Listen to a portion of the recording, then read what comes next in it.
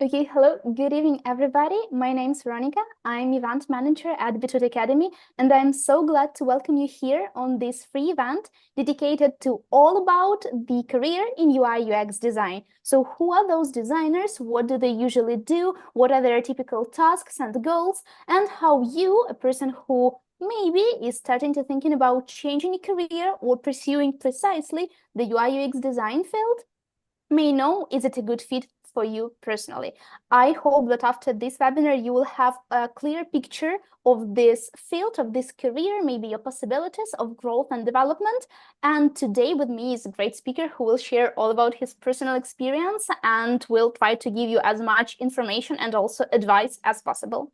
So I shall take just a couple of minutes at the beginning of the event to remind you of some organizational structure, some rules, the timing, etc. And that will also help the people to come in and to actually enjoy the meeting. So as for the organizational structure, in average, the webinar will have two parts, let's say. One, the biggest actually, will be all about discussing the topic and presenting you the materials and talking about, again, the typical tasks and goals and how a day in your life may look if you are UI UX designer. And then the second part, which is, I think, the most valuable actually, is the Q&A session. That being said, it's your time to ask any kind of burning questions about the field, the tech in general, or our speakers maybe personal experience and his thoughts on this or that topic.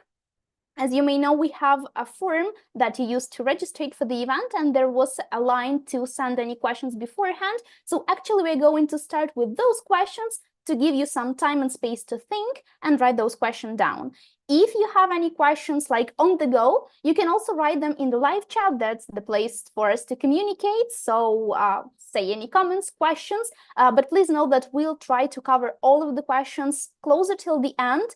But in case we have, let's say, bad connection, maybe we use the term you don't catch or just don't know, don't understand. Maybe we mentioned an application you didn't quite hear and you want to know more about it, just write that in the chat. I will look at it constantly. And if I see that topic or that kind of a question, we shall cover it immediately. By the way, speaking of the chat and the bad connection, please say me hello, like type me plus if the connection is good, the video, the sound, if you can hear me, see me well. That will help me understand if the technical issues are on top. As for the recording, I think that's also a pretty burning question. You will have the recording, so please no worries. If, for example, you have to leave earlier, that's totally fine. You can still leave the question, let's say, in the chat, and then you shall rewatch the recording. I will send you to the email you used to register and get the question answered. We'll also send you the presentation we are using, and in case we are going to mention any, let's say, materials, articles, books, maybe channels, so everything that comes up during the discussion, we will also link in that email for you to have all the materials at hand and to actually be able to rewatch, reread, actually to come back and check if anything was interesting for you. I can see already a few pluses. Thank you so much. That means that the quality of the video and sound and internet is pretty good. I'm so happy to hear that. And actually, I can stop talking here and give the word to Zeke. Zeke, could you please present yourself? Tell us a little bit about yourself, and I will also start sharing the presentation. Perfect. Thank you, Veronica. Happy to introduce myself. Hi, everyone. My name is Zeke Johnson. I'm an American designer that actually lives in Stockholm, Sweden now. And I'm currently a visual designer at Deloitte Digital here in Stockholm. So I have actually 9 years of design experience. And I think, as I mentioned, I'm currently working at Deloitte Digital, where I work both on mobile app development, design, and as well as web. And I think my experience has kind of been quite broad in terms of design. So I've had the sort of pleasure to work both in a design agency where I'm working with clients and various different types of projects, as well as work in environments where I'm part of a corporate team working on sort of a focused product and developing new features specifically. And along that journey, I sort of started my career studying industrial design. So looking at the design of physical products and slowly over the past few years have transitioned to sort of a fully digital career. And I think, as maybe many of you are experiencing, there are a lot of ways a career path can shape. So I think for me, I always had a pretty strong sense that I wanted to be a designer, but I will say that over time, the path that I took to where I am now, looking at just digital products, sort of took a bit of a journey over time. So I think with my education in physical product design, I was able to build a foundation that sort of gave me the understanding of the design process and looking into design thinking and how that might apply to physical products, which was then quite easy for me to begin applying to digital products. And I think something that we'll talk a bit about as we go through today in the webinar is some of these just sort of standard practices and how they're applied across the career. But I think it's also been a reflection of maybe the industry itself. So design and digitization has been something that I've really noticed transforming over time. So as I was working on a physical product, there was more and more clients that would come in where their physical product had a display and needed a digital interface to be designed. So that's really how I got introduced to UX and UI specifically, and then began doing a lot of that hybrid design. And now I'm in a position where I've sort of solely transitioned to looking at digital experiences themselves. So I think next I'll go through just a brief overview of our sort of goals and aims for the workshop today. And I think we'll start out with giving a general introduction to what is UI and UX design, as well as then trying to dive a little bit deeper into maybe some typical tasks and goals a UX UI designer would have, as well as trying to describe more specifically a day in the life. So I'll give some real life examples of typical and more common tasks that a designer might face, and as well as sort of give you a general overview of what, for example, my day was like today. And then I think the idea is that we'd also want to give some insight into how you can maybe make the decision and further evaluate if design is something that is a good fit for you. And then at the end, I'd like to talk a little bit about some real life experience. So maybe walking through some of the work that I've done recently to kind of highlight and show that to the group. And I think then the overall sense of today is kind of just really trying to give a good introduction to what UI UX design is and kind of expand upon just maybe your initial impressions, but give a clear view of that, and then answer any questions that you might have at the end.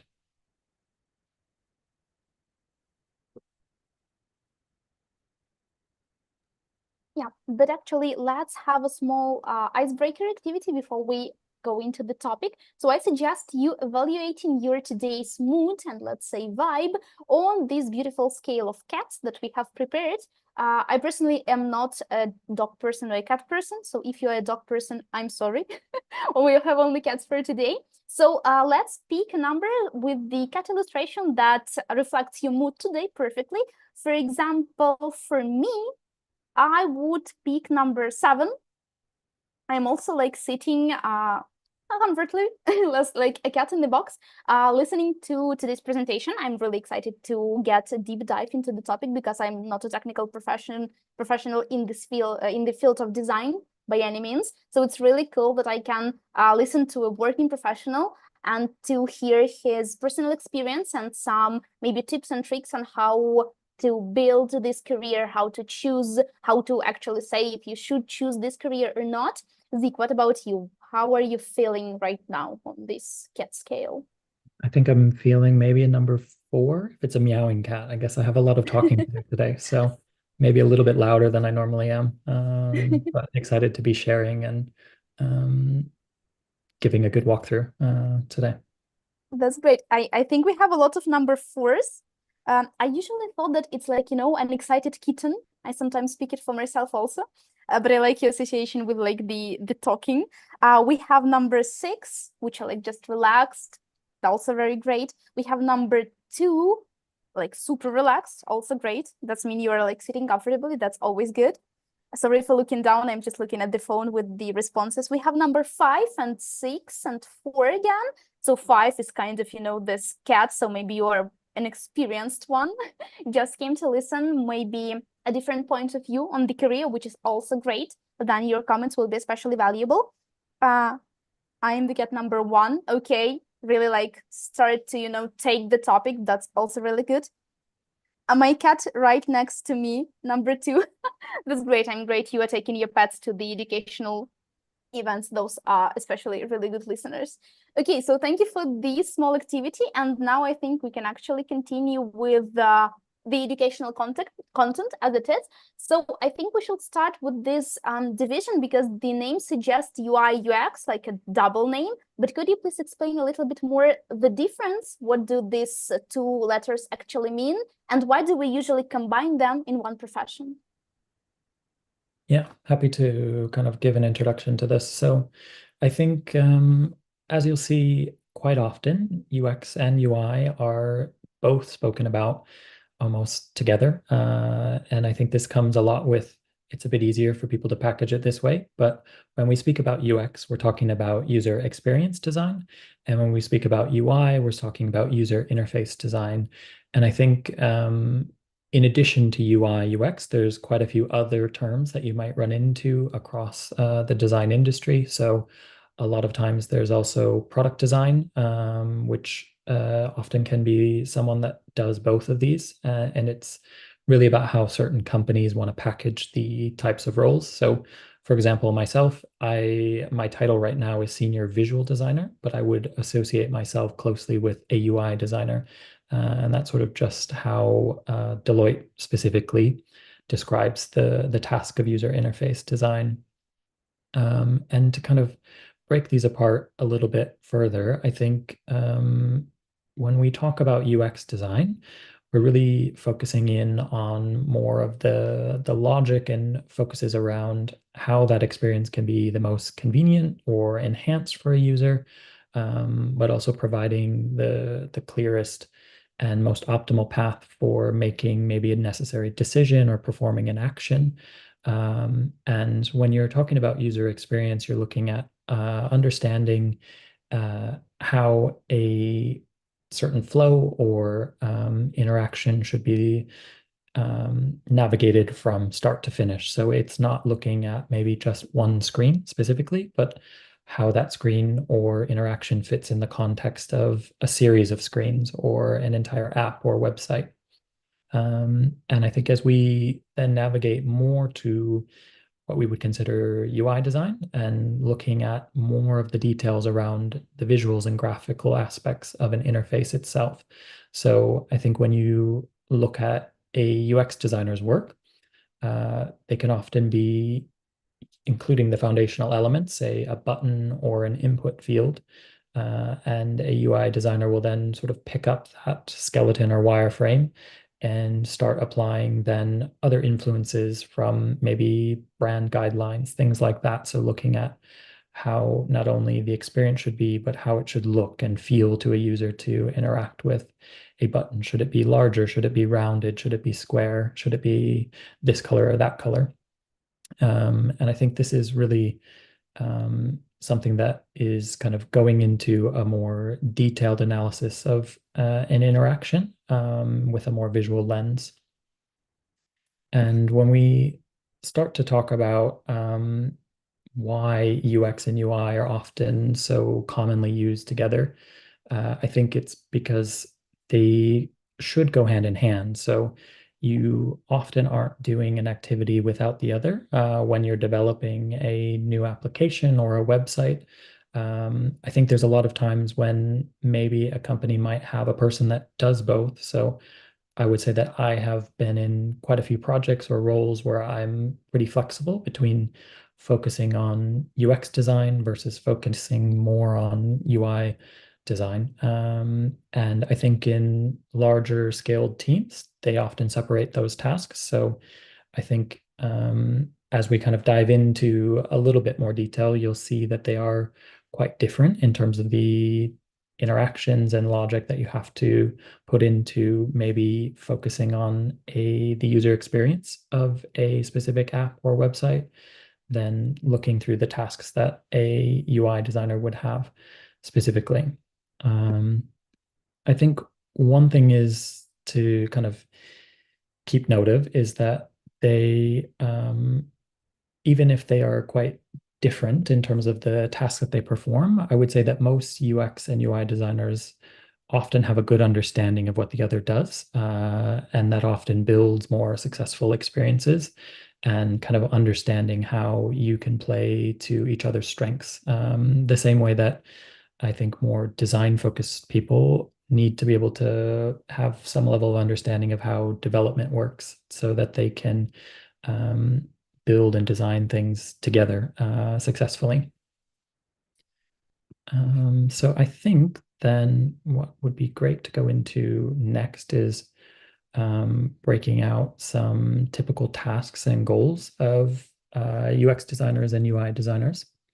So I think oftentimes the best way to kind of go through this is understanding how it might apply to a specific experience or a project. And so I'm going to frame this around a project that I actually worked on recently and that we'll kind of look at a little bit closer later in the webinar. But I wanted to kind of give a general sense of some of the goals and tasks that may be focused on for each uh, designer. And I think one thing to consider when talking about examples like this, it can be quite different depending on the type of company you're working for, the type of project that you're involved in. So I think a lot of designers will have experience doing things from maybe the ground up. So building a completely brand new application or designing a completely new website. Whereas other experiences may be focused on building upon something that exists already. So this could be looking at a specific feature or a flow that is, you know, very small in the context of a larger experience. But if you're looking at maybe how you might onboard a user to a new feature, that could be a task in itself, or looking at how you build a login page and how that works for a user. Those are all examples of things that I think many UX designers and UI designers are going to be involved in at different scales. I think for this example, I'd like to talk about more so a project from the sort of ground up so that we can cover a bit more ground in terms of things that you might be doing. But I would say that in general, this process can be scaled to both a full redesign or a feature building activity. So I think a lot of things to consider are how the project might start out and the foundational research. So for this example, I'm going to be talking about a solar energy company and building a redesign of their existing app. So they currently had an app in place and we're looking to expand and renew their experience for their users and their customers. So I think this started out with a level of foundational research and competitive analysis. So this is an activity that I would say a lot of UX designers are going to be quite involved in, but there is sort of a lot of crossover as well with visual designers. And I think we are going to begin that activity with looking and having a proper understanding of the market. So this is understanding not only what maybe competitors are doing, but looking at apps in adjacent industries. So if there is a company that you know that is doing really well, and maybe they are in a completely different industry, such as a fitness industry or something like that, but there's a lot of things that you can draw reference from. And I think draw out experiences that you find successful to then apply to a new solution. So I think there's a lot of understanding of being able to evaluate what is a good and bad experience as a UX designer. So I think there can also be a lot of value in reviewing apps that you don't think are good. So it draws a lot of conclusions around what you don't want to be doing as you're moving forward into design work. And I think this is really focused on getting a good sense and an understanding and foundation before you go into actually making decisions about things. And at the same time, this could be an activity that a UI designer is looking at maybe more from a visual lens. So if there's a brand that maybe has recently done a redesign of their application, you might be drawing inspiration from those, but also looking at other creative fields and pulling in inspiration of how to use color, how to use gradients, how to use typography and imagery in ways that might be new and challenging the way you're currently doing things in your product. So I think from this foundational research, and this is something that would often be done at a more secondary lens. So it's something you can be doing on your own through research on the internet and through testing different apps, things like that. Is oftentimes it's quite natural for a certain level of user research to be done as well. So I think this is really a critical step. I think one that primarily lies more so on UX design. So this is when we start getting in touch with our users or customers in this case and dive into understanding their needs and what values they might have and solutions they're looking for in an application. And I think this is really critical for UX designers to understand because oftentimes in a company or in a project, obviously your users don't often have a seat at the table. I think fortunately, if you're in a company where oftentimes a lot of people are users of a specific project, that helps bring a lot of value. But a UX designer is often tasked with making sure that the voice of the user is heard in discussions within a business. And as you're making design decisions, things like that, they can help influence those to the best of their ability. So I think in the context of the solar app that we were working on, this was quite helpful for us to actually get in touch with customers that were using the app today. We were do things like a Zoom call interviews with users, conduct surveys as well. There's a lot of value in finding both more quantitative research, so being able to send out a survey to a mass mailing list and getting a wide range of feedback.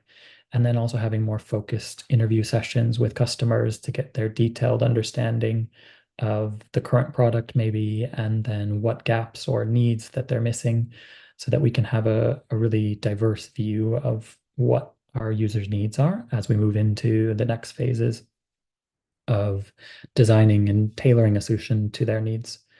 And I think once you start looking at building and designing the actual product, there's often a phase of understanding the requirements. So these requirements are looking at more of understanding what the maybe business requirements are and how those align with the user research that you've done, how you align those with the competitive analysis. So what are your competitors doing, things like that.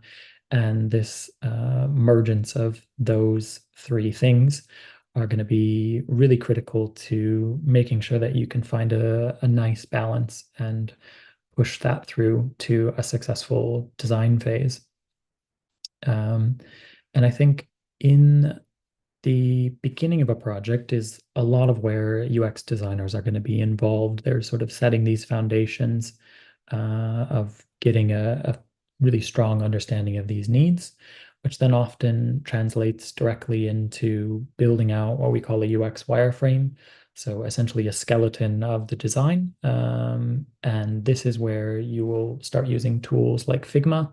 And this is a great place to begin putting initial ideas out there so that you can maybe start with a simple set of screens and then begin building outward from there and understanding how the logic of how you might navigate from one interaction in an app to the next and understanding how all these pieces are going to start coming together. So I think a lot of this is done with very simple elements. So placeholder buttons, placeholder text, images that are selected to just give a general sense to yourself as well as others on a team, and essentially are building a way for you to communicate your ideas and thoughts with others. And I think over time, these wireframes and sketches will begin to take shape, because you will be able to then share them with others, get feedback, collect different insights, make changes, and then things like that will eventually scale and change into a prototype. So the prototypes are usually quite low fidelity to begin with, but this also gives you the ability to test and validate things at an even deeper level. So now you're taking out the need for users to maybe imagine how things might navigate from maybe one tab to another tab in an app, or from one flow to another, but having a much better understanding of where people are seeing challenges, or where things could be improved. So as this foundational element is kind of put in place, this allows you to begin sharing not only maybe with the business, other colleagues, things like that, but also begin testing those again with users, and sort of validating if those are actually able to solve their needs. I think from the wireframing stage, the next thing is looking at building out final UI. So this is where UI designers are often stepping in, and there is this handover that happens from a UX designer to a UI designer. They have some of these wireframes that have now been finalized with sort of overall requirements of what's needed. And then this is where we start really putting in the details around applying different colors and elements and components that are related to maybe a specific brand, or a device, or a set of typography that is updated and better suited for legibility, things like that, that may not be considered in these very early stages of UX wireframing. And I think in addition to that is then looking beyond maybe just one single scenario and looking into responsiveness. So a UI designer can help ensure that a page or a application is responding and looking as it should across maybe a smaller iPhone versus a larger iPhone, or a website looks good on a small iPad versus on a larger monitor. And these are where the level of detail sort of increases as you go from UX to UI. And I think after that, the next sort of round out to this, and where the cycle can oftentimes start again, is looking at how you validate your design. So if you have the opportunity, then often it is both the responsibility of the UX designer, but also the UI designer to help validate that. So UI designers are often collaborating then with developers to validate that certain things can be achieved from a technical perspective, while UX designers can often be leading another round of user research or testing to validate the final design, and test that one last time before the effort is spent to build it. And I think the next section I'd like to go through is maybe a bit more focused on some specific tasks, and deep diving into that.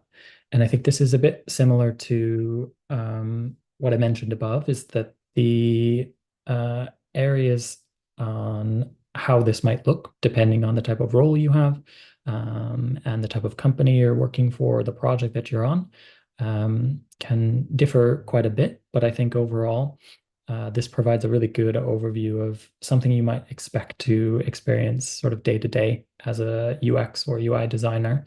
And I've tried to split them out in a bit more detail for each path, because I think a lot of times there's a need for both to be involved in each area.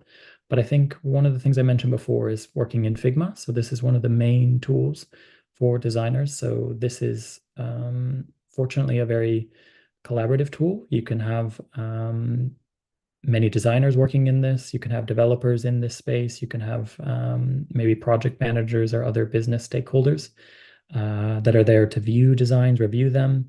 You can also build prototypes in Figma, which makes it really successful in terms of being able to iterate ideas and express things quite quickly and then validate them with others.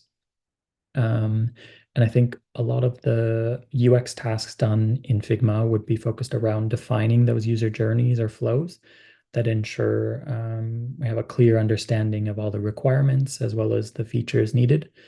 As I mentioned, the building of wireframes or skeletons of ideas, and then the prototyping is something that I would also say a lot of UX designers are going to be quite involved in doing so that they can further validate and test ideas with others. Whereas I think the UI designers are often more focused on creating those finalized, polished, pixel perfect designs. And I think to go along with that, one of the main things that a lot of UI designers are focused on building is around design systems. So a lot of companies and designers are working in a way that you build out a system of reusable components.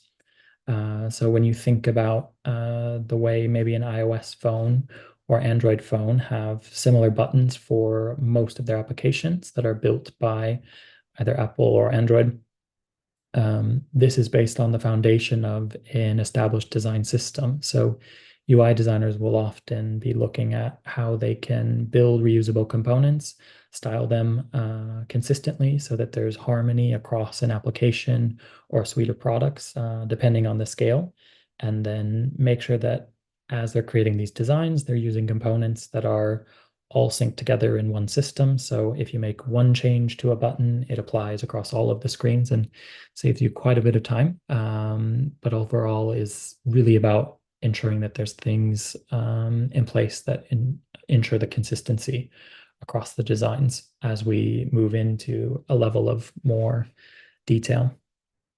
I think another thing that is a big focus within Figma specifically in UI design is looking at accessibility and requirements around things like color contrast. So not only making sure that a interaction makes sense to a user, but is it accessible to someone with maybe color blindness or different levels of digital literacy, things like that, that can play a big factor into sort of the details that go into designing a really strong and successful product.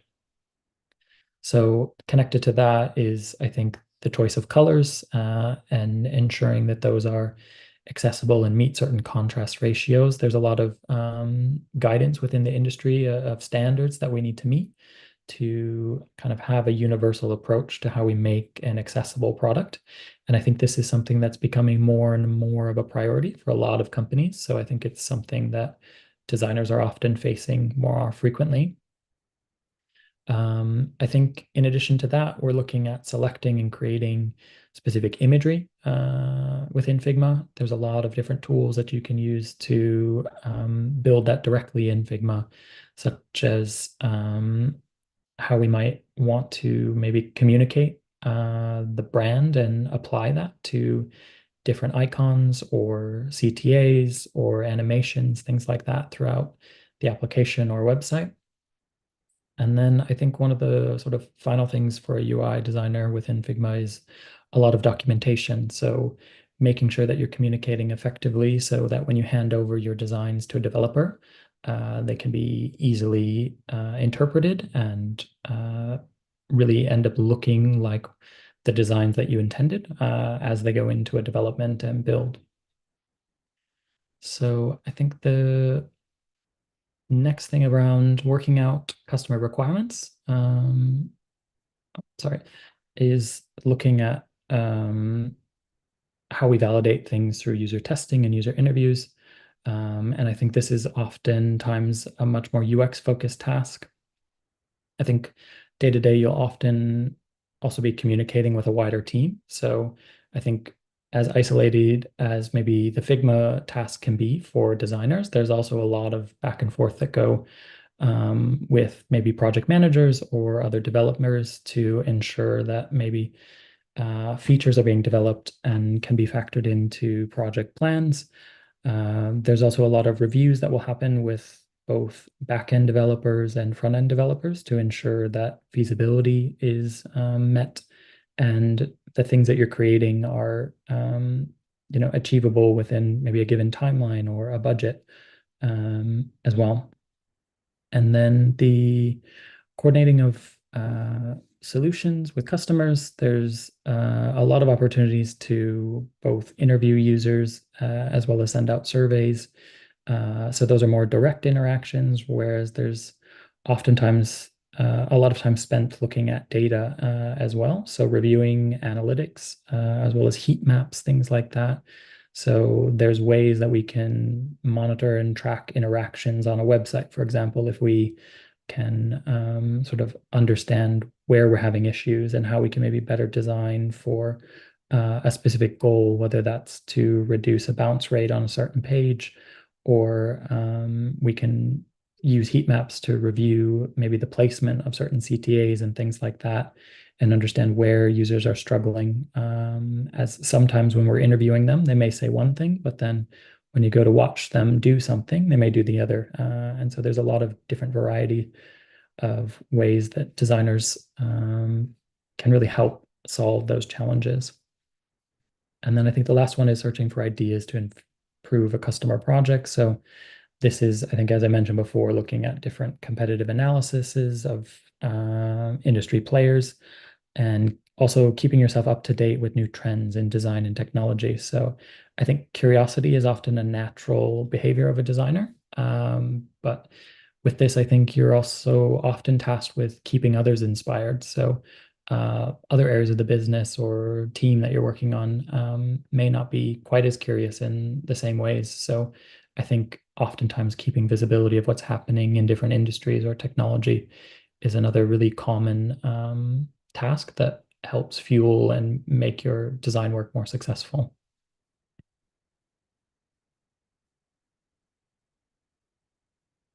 All right, so I think the next section is looking at and kind of giving a deep dive into maybe how to understand if design is sort of your cup of tea. So I think the first section that we'll go through is kind of looking at maybe more of a self-evaluation. So talking about different aspects of design and whether that might align with your interests, your strengths, your values, things like that.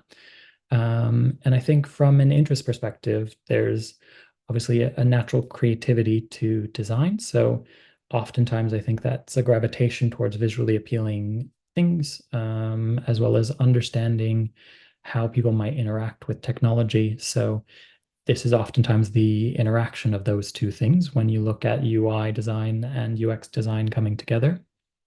And I think you can lean one way or the other. You don't have to feel maybe so interested in both. And I think another sign that I think I noticed quite early on is like thinking about the way things could be improved or how to make things better, which directly connects to enjoying problem solving. And I think from a skills perspective, I would say that a certain level of detail and value, or maybe acknowledgement of aesthetics, is quite a strong trait to have. And I think looking and being able to think critically is really key to understanding and driving forward a natural problem solving ability. And I think to link those two together, there's a strong need for effective communication. I think design in itself is often comes down to being able to communicate in maybe a visual way, or building an interaction that's clear. So I think being able to communicate through the work that you do, but also communicate with others, because just like most other careers, it's quite collaborative. And I think you're going to be able to not only need to communicate with users, but also communicate with others that are going to enable you and help you build a solution in the end. And I think from a personality perspective, some good traits that I find in a lot of designers are they're usually quite empathetic, which drives them to being more user focused. So they have maybe a passion for speaking up for users in a conversation when making decisions. And I think the other thing is around the ability and adapting to change and wanting to learn new things. So there's a lot of change driving design decisions. And understanding and being sort of willing to kind of lean into the idea of change and new ideas is, I think, much more effective in a design career than being quite stubborn or focused in your certain ways of doing things. And I think there's a level of patience that's obviously needed, given designs don't often come in the first pass, and there's a lot of iteration that you'll do. But it's also something that you don't necessarily have to do alone. So I think being quite receptive to feedback is also a really successful trait to have personality-wise. And then I think the next section is kind of looking at more of the exploration. And I think what I'd like to do is just chat a little bit about a project that I've worked on and kind of showcase some of that in detail, of giving a bit of an example of something that I've worked on recently. So this was a project that I worked on in the past year for a solar energy app. And this was focused at an example of rebuilding an app from the ground up. So the client had an existing app, and they wanted to build a new experience for both their iOS and Android customers. And some of the example activities in this project that I was part of is I was the UI designer in this case. So I was looking specifically at creating these finalized pixel perfect designs that were ready for development. There was a lot of attention paid to updating the typography styles to work quite well in a digital format. So they had previously done a lot of branding work that was, I think, more focused on a analog or print focused approach. So I think when you take typography and brand elements and translate them directly from something that might be used more in a traditional graphic design format, it doesn't always translate to building an interactive product or experience. So a lot of time was spent looking at that, as well as how we could refresh those colors and gradient usage. And this was primarily to look at bringing in a certain level of accessibility so that it was legible and easy to understand for a wide range of users. And then with all of that was folding that into a new design system and building new components for different interactions. And I also had the pleasure of working on some animations for this product specifically. It's not something that's always in the budget or the timeline for products that you'll work on, but it is something really fun to dive into if it's an interest of you building and looking at how motion can really impact an experience visually. And I think with the animations was also looking at some new icons to create a consistent brand language as well. And I think to highlight, this is a overall team of people that worked on this. So I was the visual or UI designer in this case. I worked with one other UX designer. So we were working quite closely. I think we both helped each other in our specific tasks quite frequently, and we were in sort of constant communication. But I think we did sort of divide up certain aspects, and I think the ones that I've highlighted above were really focused on my side of things. We also had an art director involved in this, so this was giving an outside perspective of, I think for me particularly, looking at some of these brand details, understanding how it might connect to that from a more aesthetic and lighter approach than sometimes I think working in UX and UI, we can get really focused on the details within an application specifically. But having someone with a perspective to take a step back and look at a brand and experience as a whole is always quite helpful. And then we had a product owner as well, driving the requirements and keeping us in line with what we needed to meet from the business perspective. And then also a development team. So we were also working with both front end and back end developers to test and validate our ideas to make sure that they were feasible and something that could be achieved within that. So we go to the next slide very quickly. Just a bit of an overview of some of the features that we were looking at. So I think it was everything from communicating at a high level. So a landing screen that was showing an overview of certain devices connected to a customer system, but also giving a new position for the brand itself to communicate with the user. And I think then looking at some more layered and detailed views of how they're reviewing their data and interactions. So as much as there were a lot of sort of visual activities, given the amount of data that you present to a user in a Solar app, and looking at breaking down things at a daily to an hourly level, became quite a strong challenge in terms of how to make that data the most digestible and easy to understand as it could be to a user at various different levels of maybe digital literacy and interest in their data. So not everyone wants to know all of the details, whereas I think there's a wide range that we discovered through research of understanding what types of customers needed what type of access to certain parts of the data they were going through. So I think that should be pretty much it, Veronica. Yep, thank you so much for sharing your experience. I would like also to share a couple of useful resources that, in my opinion, can help you to discover a little bit more about the field of UI UX design. And one of them is actually the success stories from the graduates of the Beetroot Academy. So we are proud to say that we have graduated more than 12,000 students, and a lot of them are more than open to share their stories, both of getting like education and also finding a job. And all of those stories are actually in our blog in the separate section, which is called Success Stories, obviously. And why I think those articles can be really useful, because those are the people who, as you, may have been I don't know, like engineers, teachers, musicians, I don't know, like whoever. And at some point, they decided to change their career path and pick tech field and UI UX design specifically. And they studied and they started to looking for a job and they succeeded with it.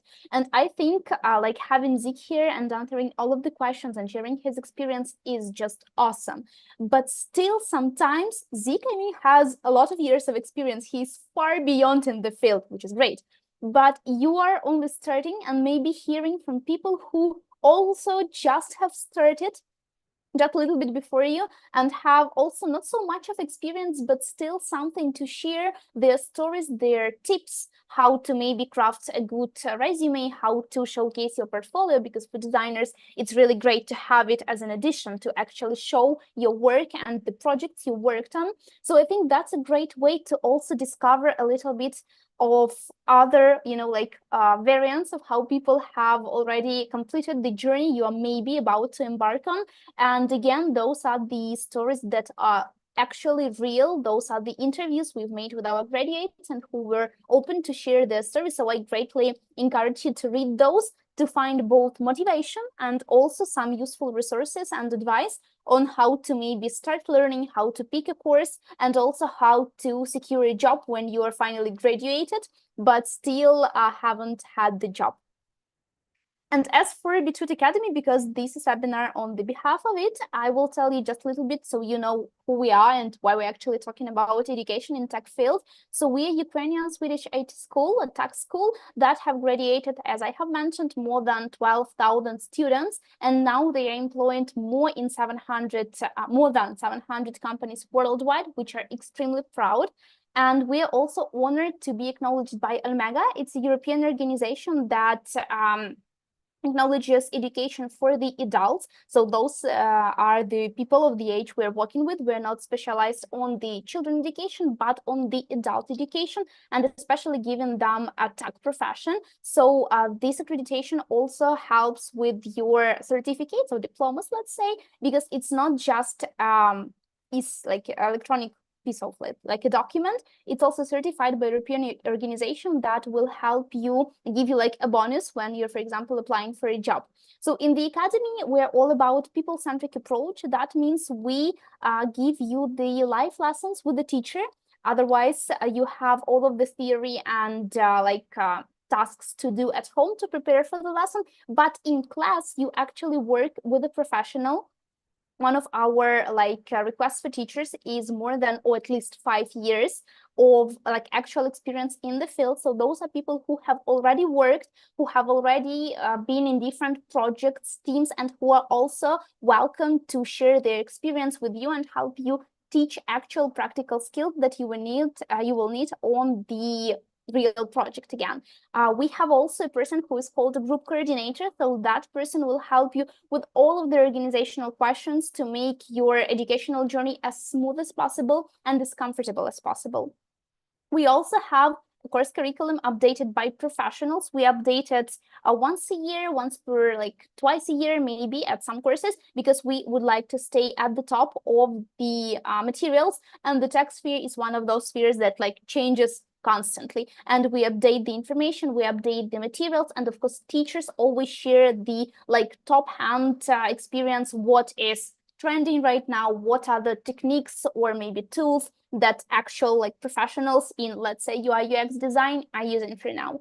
Also, the group won't be too large. It's not 100 people gathering around and trying to study. The groups are usually 15 or 18 people, which is, as we think, a perfect amount of people to still have the community to work together. For example, we encourage making study buddies. So this is a connection you make during the class, which will help you to stay motivated, because we encourage you to maybe schedule a call to discuss the theory or the homework. So you have also a person who is on the same journey as you and who can help you maybe by giving some insights and to whom you can help.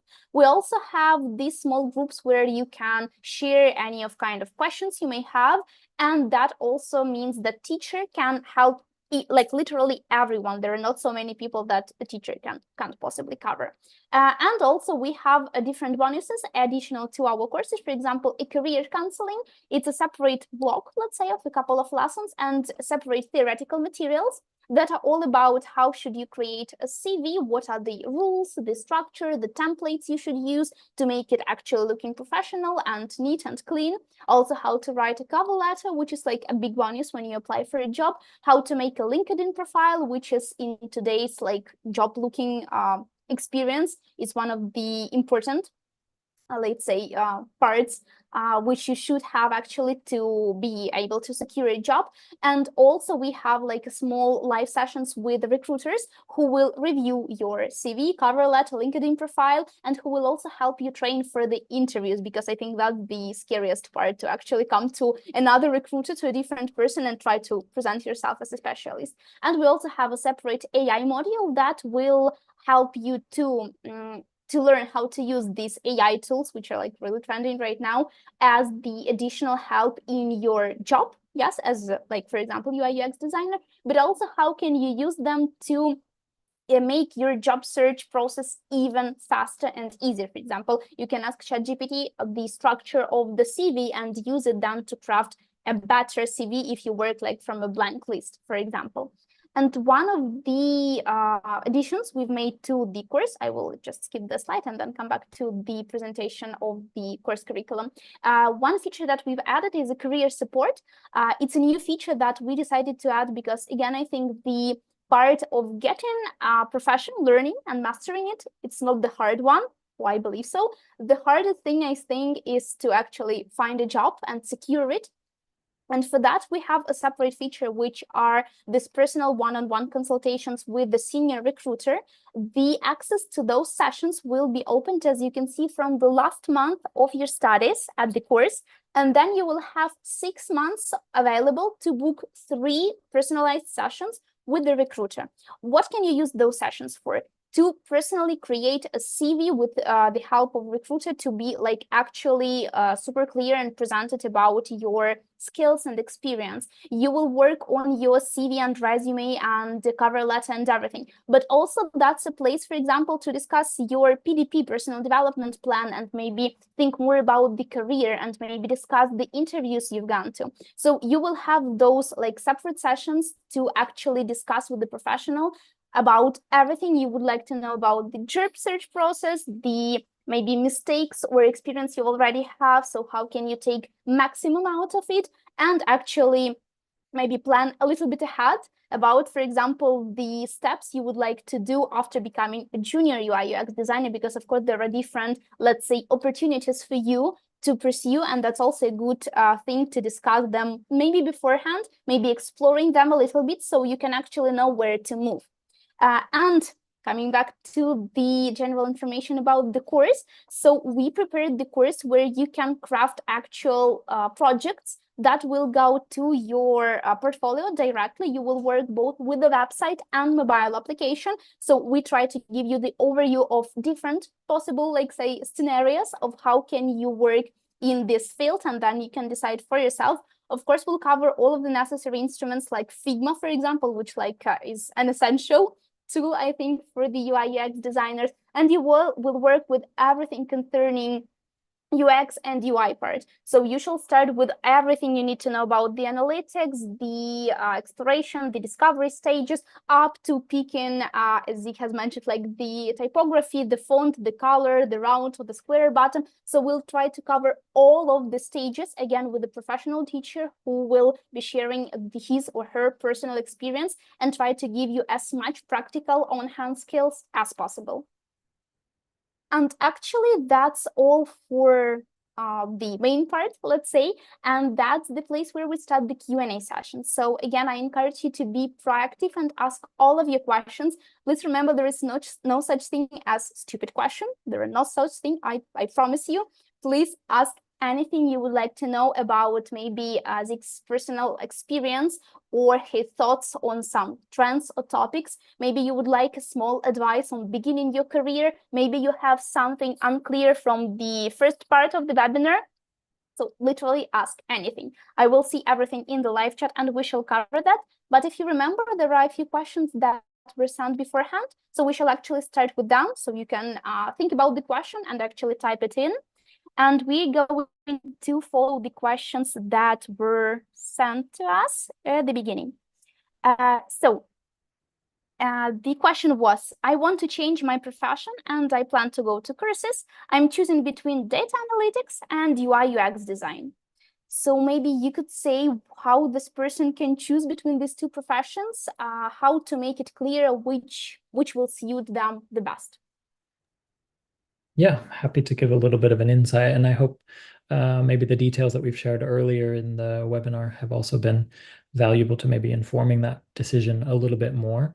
I will say that if there is an interest in, I think, maybe going through more of a creative or user experience focused route, to me, data is something that is becoming more and more present in almost every industry, and it's something that I interact with quite frequently. So I think that at least from choosing a UI UX path, I don't think there's maybe an absence of data involvement if that's something that you're interested in as well. I know particularly there's a lot of activities that happen around, I think, not only understanding how to visualize data, but how that can be made easy to understand and made digestible. So I think this is something that, as much as data analytics and UI UX design might sound like very different paths, I think from at least a UI UX perspective, I can suggest that there is a clear path towards more data focused design work, quite specifically, as you grow and become more familiar with the industry. Thank you. Another question is quite burning, I would say. Please provide your forecast for replacing UI UX human designers with AI.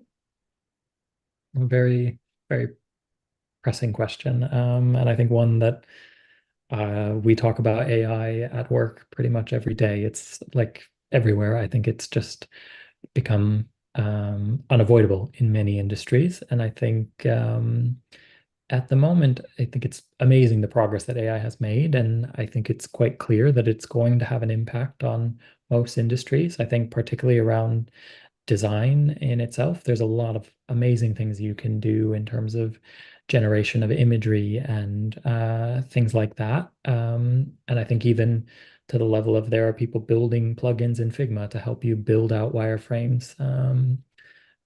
just like that. And I think that there's obviously a certain consciousness that it will impact design careers in some way, but I also would say that there's a really strong human quality that is needed to design in a way that is maybe more holistic when you're looking at these large initiatives. So, how you're connecting with users and customers for your brand, and then how you're applying that interpretation to an effective solution with certain nuance and being able to collaborate across certain areas. I think my hope is that in the long run is AI is going to make a lot of things easier, and maybe we'll do the things that I don't really enjoy doing when it comes to design, and giving me more time to focus on the areas that I feel like I can bring a lot more value. Okay, it was not the part of the question, it's just my personal let's say input. Do you use personally AI tools in your like day-to-day work as if right now? So I think obviously every company has different ability to use AI in their work and things like that. I will say that one thing that I do not like writing is copy for websites or design. So I have definitely used AI to help support maybe coming up with headlines or maybe modifying and bringing something more in line with how a brand might communicate. I think there's things like that that would take me a lot longer to do. It's been, really helpful to be able to kind of layer in AI in certain ways like that. But I would say that it's not doing my job for me quite yet. That's great. Okay, the next question is, what related design fields could be explored further after completing the course? So let's say you have a general understanding of the field, so you are just a UI UX designer. What further topics and maybe like fields should be explored? What do you think?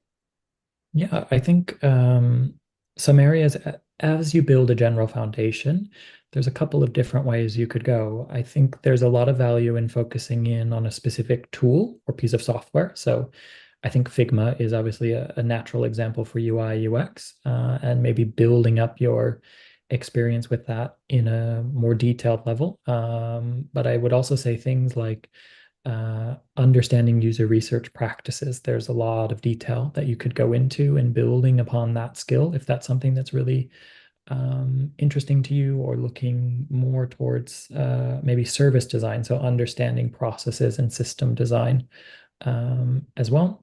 I think there's a lot of visual things you could look into as well if that's an interest. Maybe you're more leaning towards an emphasis on UI, and that could be anything from studying typography to a detailed level, or video editing or animation, 3D design, things like that.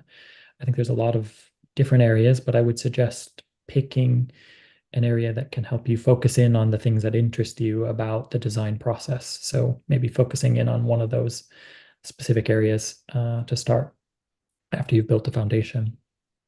Okay, thank you. And the last person sent like a couple of questions in one message, so we shall cover them like part by part. So the first one, designing process can be frustrating and taxing. However, where is the line between normal day-to-day problems and maybe it's time to look for something else? So I think there's a lot of things that can influence that in many ways.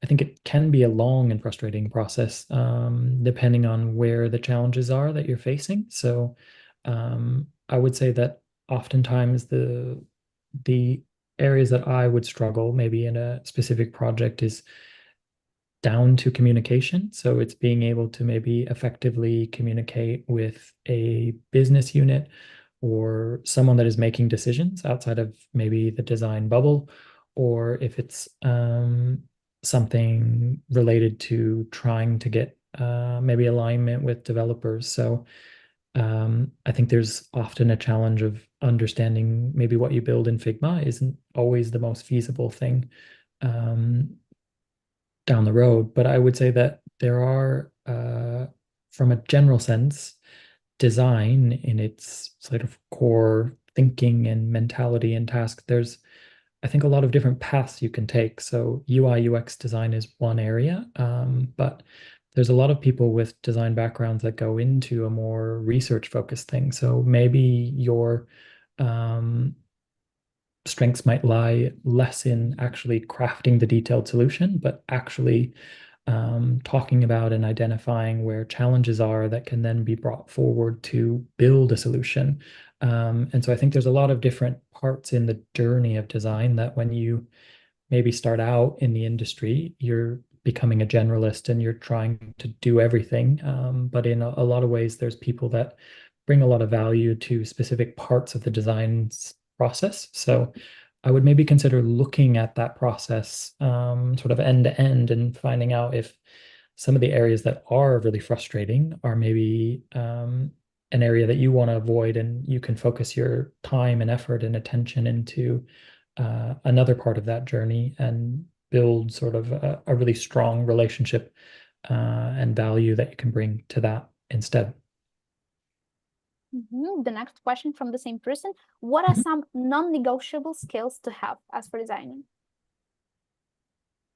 I think I kind of referenced it in the answer before, but slightly I would say that the ability to communicate is a really strong skill you need to have. And I think it's not necessarily about how well you can maybe speak a language or communicate directly with a colleague, but I think it's about being able to come up with an idea and articulate that idea, whether that's visually or that's through storytelling. I think there's a lot of different ways that you can put an emphasis on communication, but I would say that that's a really strong skill that I would say that is one you'll build over time, like how to communicate as a designer is quite different than how you would communicate with your friends or your family. So I think it's also a skill that takes building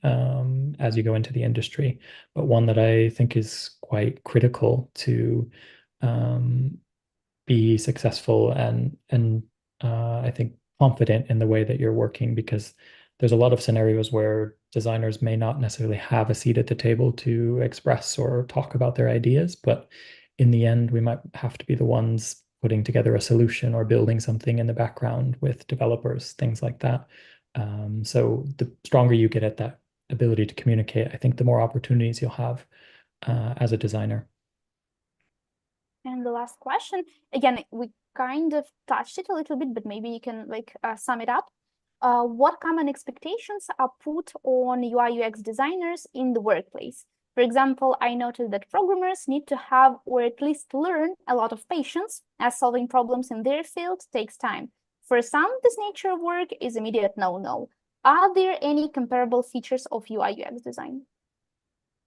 I would say that, yeah, I think we talked about communication a little bit. That's definitely one, but I would also say problem solving is like a pretty strong expectation put on designers. And I think also understanding the kind of art of compromise. I think given the need to obviously solve different challenges will result in different solutions, and some may be easier or um, harder than others. And so I think being able to find that balance and make a decision around that and drive and present options to a group of people involved in the process is quite effective. I think maybe the initial instinct might be a designer needs to be really strong at working with visual elements, but I think there's a lot of UX designers, for example, that focus on the experience side of things that are not very good at visual or UI design. And I think that's quite all right. So don't let that deter you. But I think it's more about how you can navigate and solve challenges at its core. So. Okay, that being said, we covered all of the questions that were sent beforehand, and I come back to the live chat. Thank you for all of the questions. So we shall start like chronologically, at least. So first question is, in UI UX design as a field, how big is the part of service design? Do you have to do both, or you can choose like a narrow path? Yeah, that's a great question. So it's usually something that is kind of separated. I think depending on the type of company, and I think this applies for a lot of design industries. So if you're working in a larger company, they may separate out everything from user research to UX design to UI design. They may also have someone looking specifically at service design. I think that there is a strong overlap in terms of UX design and service design specifically. I think there's a nice blend of if you have like a UX foundation, there can often be a strong value to bring that into service design. And I think it's more about a broader systems thinking and how maybe a lot of things might be interacting, whereas I think UX and UI design can be quite specific and focused at times. So I would say that they can quite easily sit more independently from each other. But if there's a sort of interest in putting an emphasis on both, I don't think that that's a negative thing by any means. Like you would be probably seen as quite an asset to have like experience working in both fields. Thank you. The next question, it's a pretty common one. How can I look for a job after completing a UI UX professional certificate? I have been trying to find jobs, but it seems so hard to get employed on entry level. So do you have any kind of advice? Maybe you can share experience. Yeah, I think I can completely understand the challenge. It can be a difficult field at times, just like any. I think there's a lot of value in obviously understanding kind of what your goals are in terms of what type of design work you'd like to do.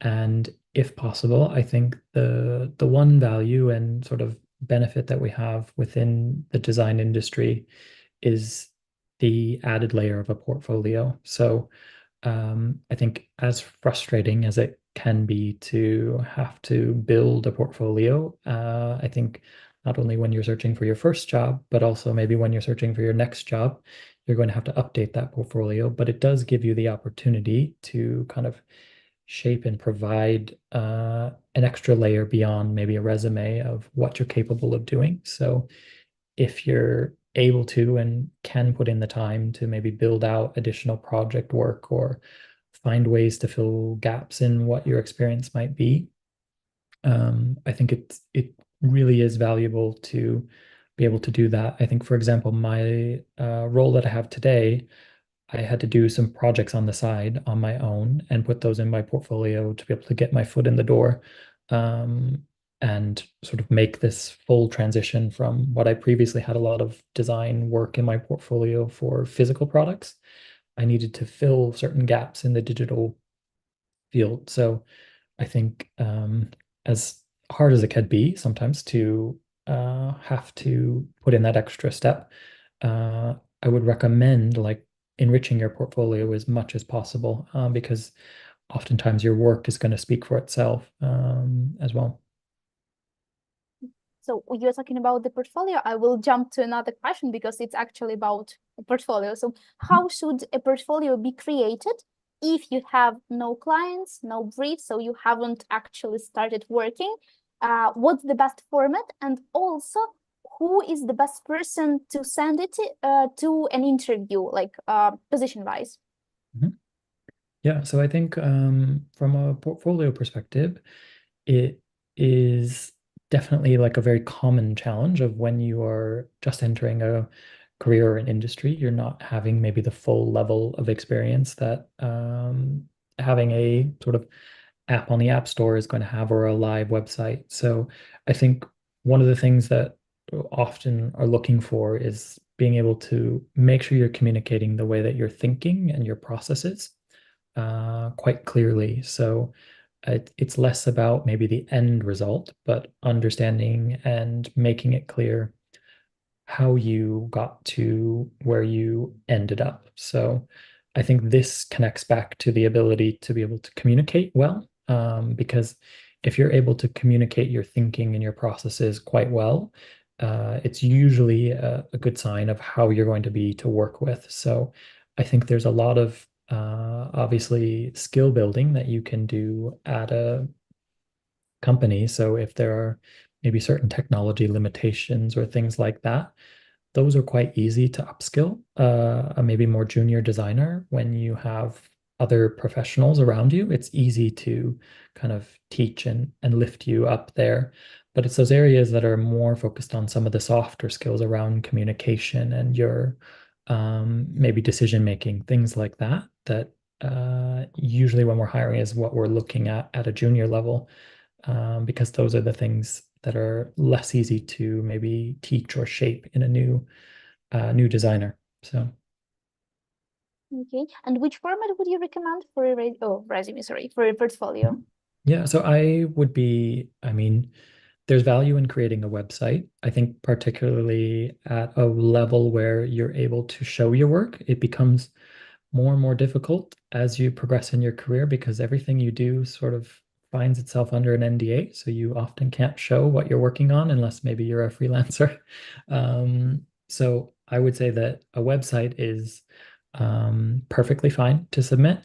But I would also say if you're happy to create a PDF, build something in Figma and export it as a PDF, and that's an easier way for you to communicate. That is by no means the wrong way to do it. I think as long as it's easy for someone to click through and navigate to, that's a great path forward. I think a website is obviously another level of work, but it's also an opportunity as well to showcase your abilities. So I think for design, it doesn't hurt to have a website by any means, but if I was sent a PDF of a portfolio versus a website, uh, and one was a better designer, I wouldn't have any issues receiving a PDF by any means.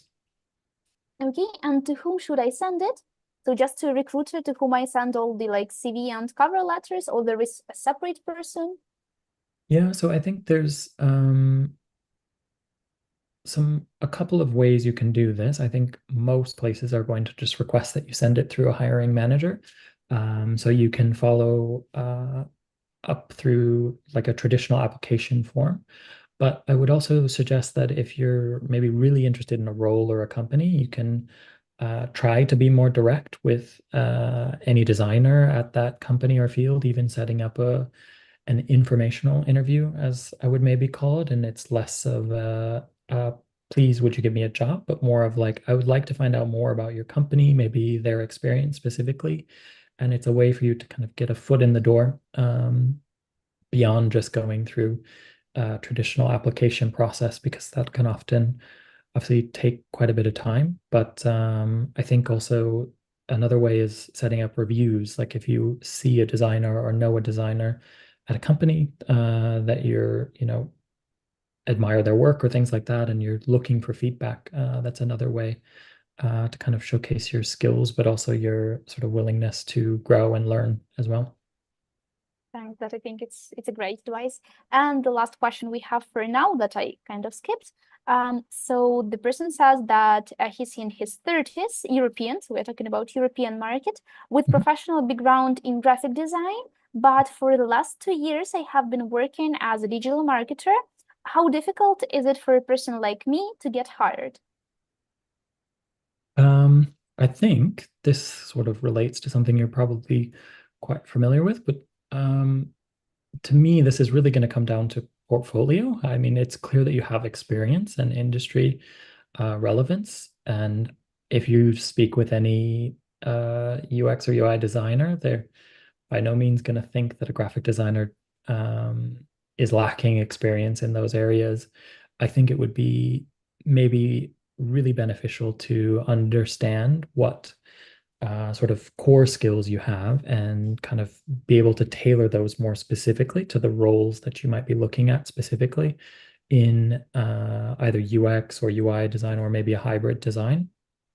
I think I sort of similarly had to do this transition from a physical design background, and I was doing obviously design work for a product, and I followed a lot of similar processes that then went into the work that I do now. But I had to kind of uh, play the game a little bit and put together some additional portfolio pieces showcasing how I understood and knew that those things would translate to the um, new industry I was sort of targeting. And I think it's more about getting your foot in the door than it is once you're having those conversations. I think there's a lot of universal